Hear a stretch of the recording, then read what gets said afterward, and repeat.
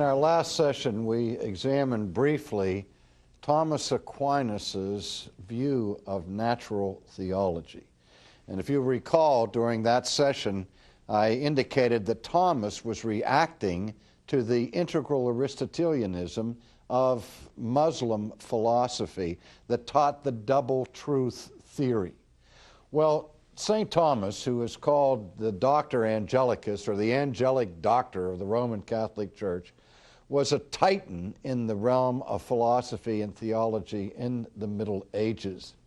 And he is most responsible for constructing what is known in the history of theoretical thought as the classical synthesis.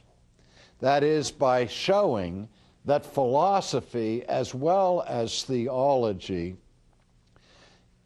manifested the truth of the existence of God.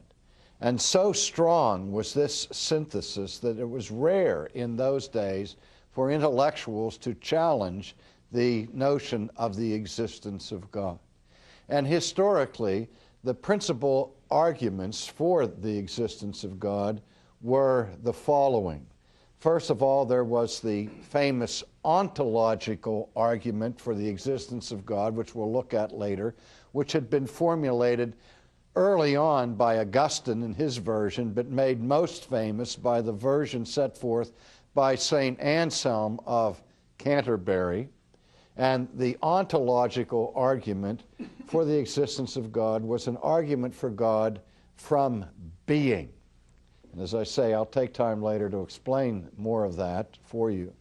Secondly, there was the cosmological argument, and the cosmological argument was that argument that reasoned from the world or the cosmos back to the origin of the world, to the Creator.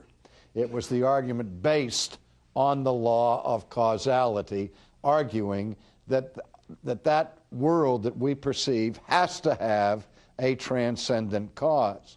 And so the cosmological argument was part of that historical tradition. Then there was also what was called the teleological argument. That word teleological may be foreign to some. It comes from the Greek word telos, which is the Greek word that means end or purpose or goal. The teleological argument was the argument from design. That is, the presence of design in the universe would indicate a designer. And the argument that was teleological said that all around nature we see things operating in a logical way, and that they are put together with an amazing symmetry that suggests an intelligent creator or an intelligent designer. And so the argument from the appearance of purpose and order and harmony in the universe was used to argue for the existence of God. And in addition to that, there was the moral argument for God, which I'll pass over for now.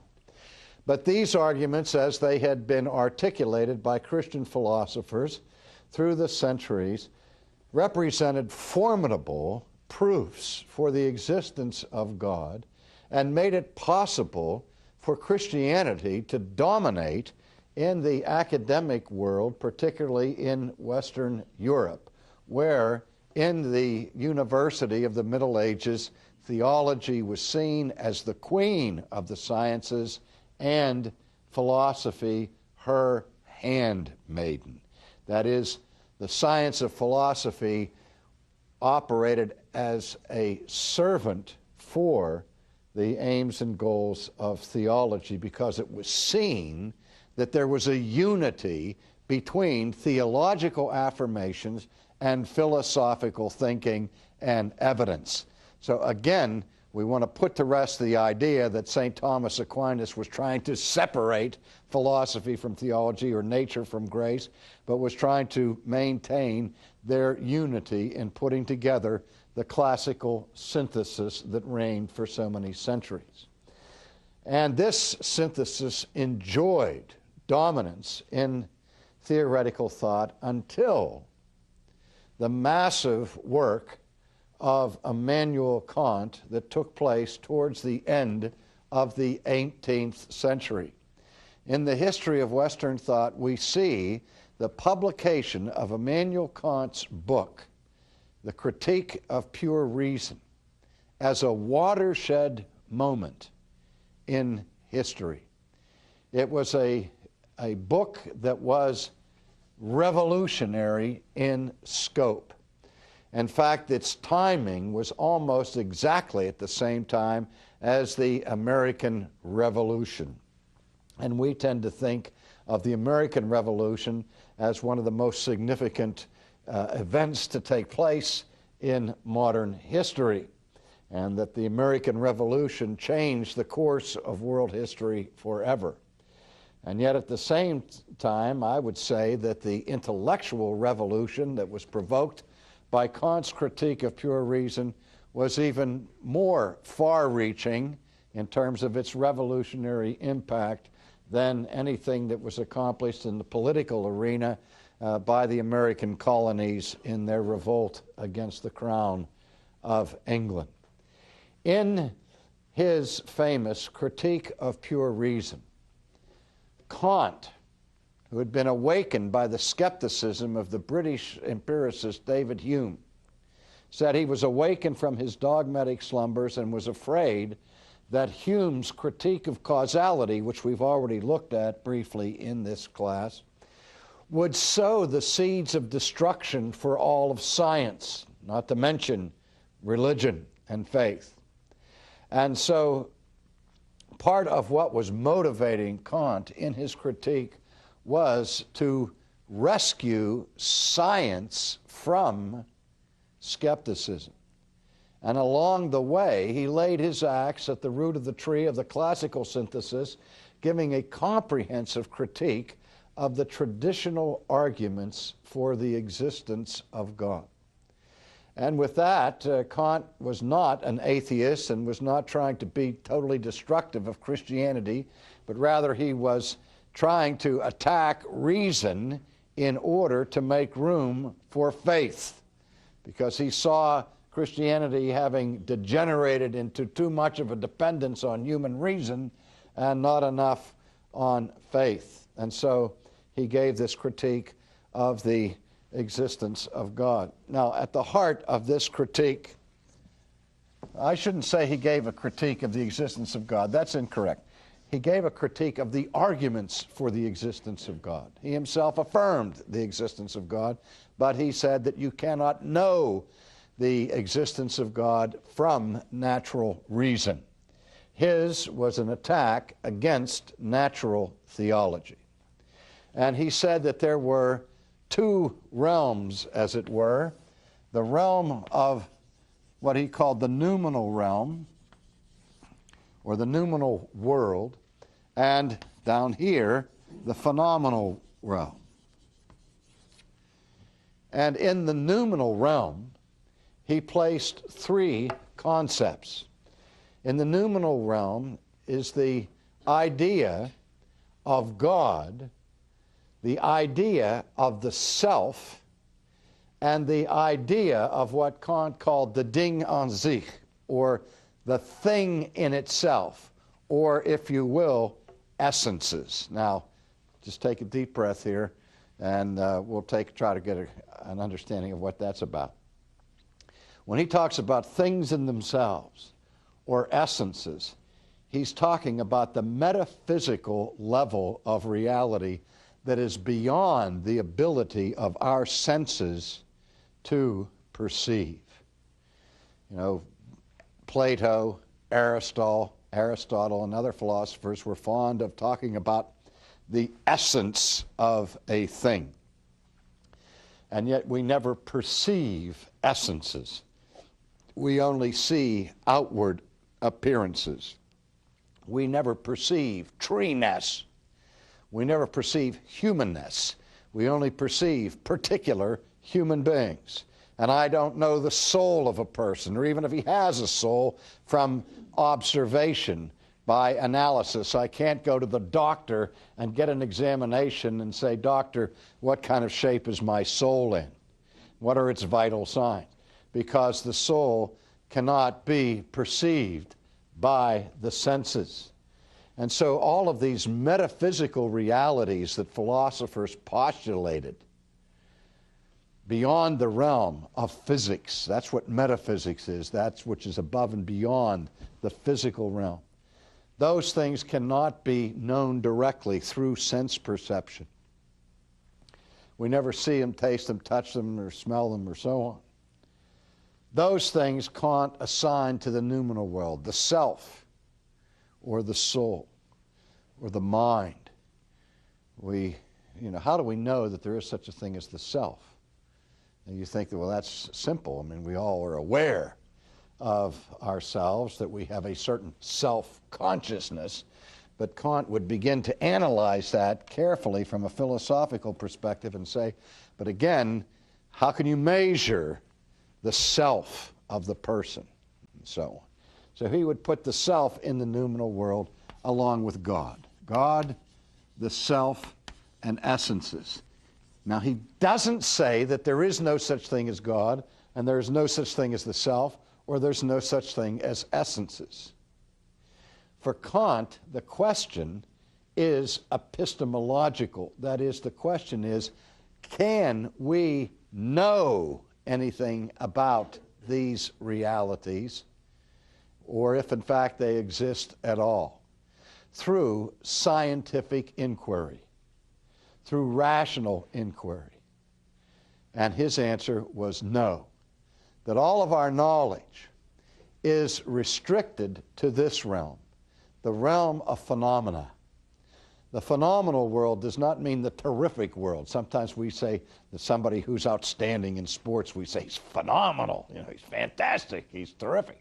Now, but what this word means is phenomenal, means that which can be perceived by the five senses. It is the world of appearances.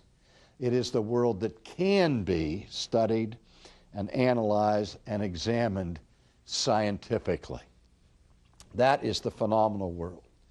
Now, what Kant was saying is that through the use of reason or of scientific investigation, we cannot get from here to here. That there is an unbridgeable chasm between the world that we see and the unseen world of essences. So we can have no real knowledge of what's up here.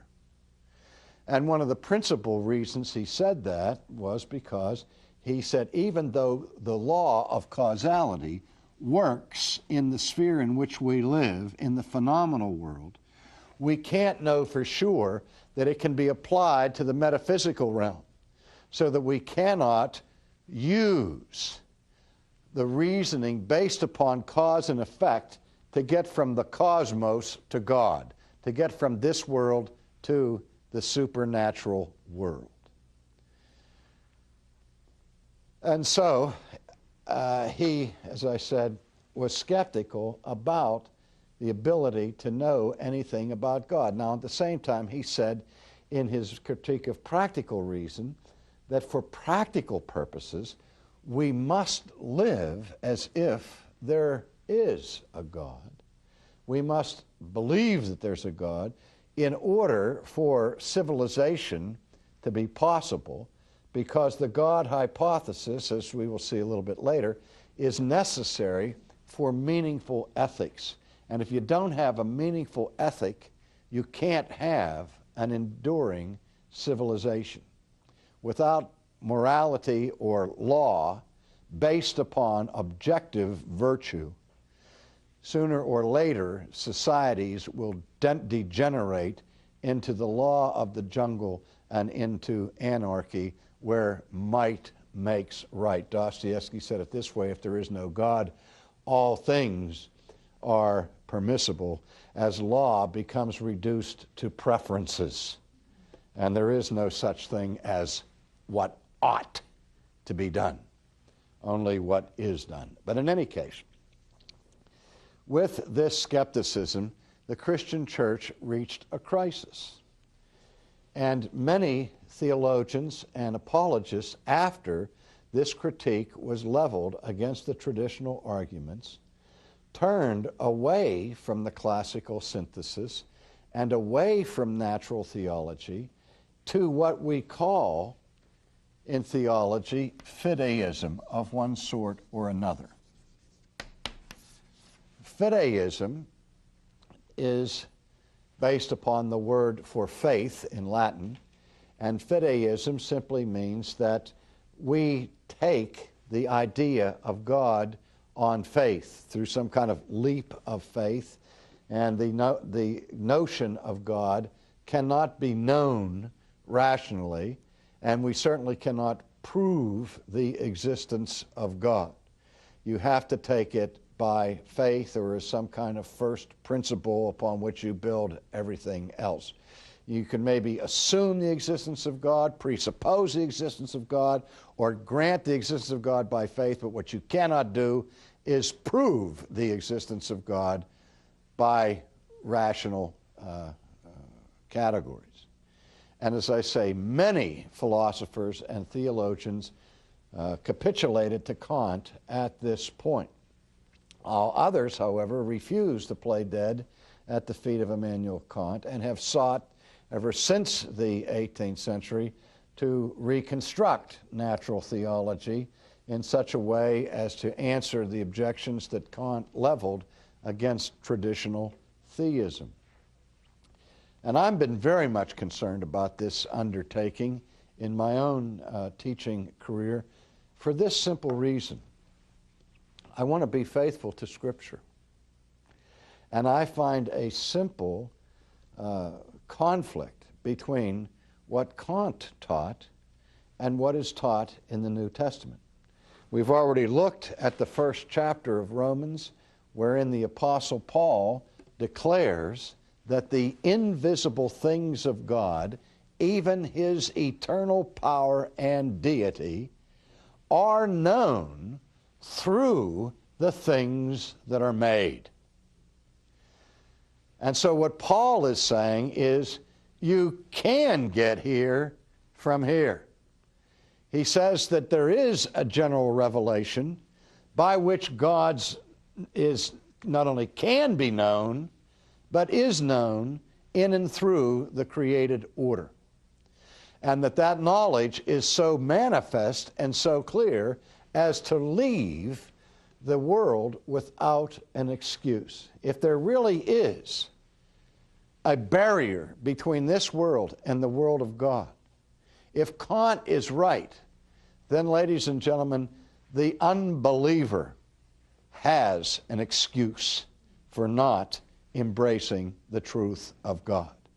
He has the excuse of ignorance, where he says, I couldn't get there from here. So what we have here is an irreconcilable difference between the teaching of the Apostle Paul and the teaching of Immanuel Kant. And so I look at that as a Christian and I say, well, if Paul is right, then manifestly Immanuel Kant has to be wrong. And if Kant is correct, then Paul is wrong. Again, because Kant says you can have no knowledge of God through the knowledge of this world, where the New Testament says we do have a knowledge of God through a knowledge of this world. That is, that God can be known cosmologically. Now, Kant went on in his critique to say that all of the traditional arguments of God are based upon the ontological argument, which is the argument of for the existence of God from being. And the classic formulation of that was from St. Anselm, who said that God is that being without which apart from which no greater than can be conceived. Or we turn that around and say God is the greatest conceivable being. And he says that the greatest conceivable being must be conceived of as really existing. Because if you're thinking of the greatest conceivable being as being merely a construct of the mind, just an idea with no correspondence in reality, you're not thinking of God. Because what Anselm was getting at is that God, and God alone, is that which no greater than can be conceived, who can only properly be conceived as being and as existing. That is to say, he's thinking of a being who cannot not be. Now, Kant challenged that, and we're going to re-examine that in much greater care here fairly soon. But what Kant was saying is that from the perspective of a concept, there's no difference between a hypothetical being and a real being, because, he said, existence is not an attribute. Existence is not an attribute. That is, there's no difference in reality between the idea of a perfect dollar and the reality of a perfect dollar, because the concept of the dollar is the concept of the dollar. This is the same argument that was leveled against Anselm by Gonalon, who spoke about islands. He said there's basically, just because I have an idea of the most perfect island conceivable doesn't make it true. And Anselm said, you missed the point. I'm not talking about islands or dollars or anything else. I'm only talking in one case of that being which no greater than can be conceived, and that must be conceived of being because it is greater to exist than not to exist. It's greater to be in reality than to simply be in the imagination. And so the debate continues even to our own day. But I just leave you with this now, that Kant, in his critique of the traditional arguments for God, said that they all boil down in the final analysis to some form of the ontological argument, because what you're saying here is that if we're going to be rational, reason demands that God exists. But just because reason demands that God exists does not mean that God exists. All it means is that reason demands it. But maybe reality, in the final analysis, is not rational. That's why many people went from Kant's critique into a philosophy of irrationalism, such as existential philosophy, and to relativism, which pervades our culture today.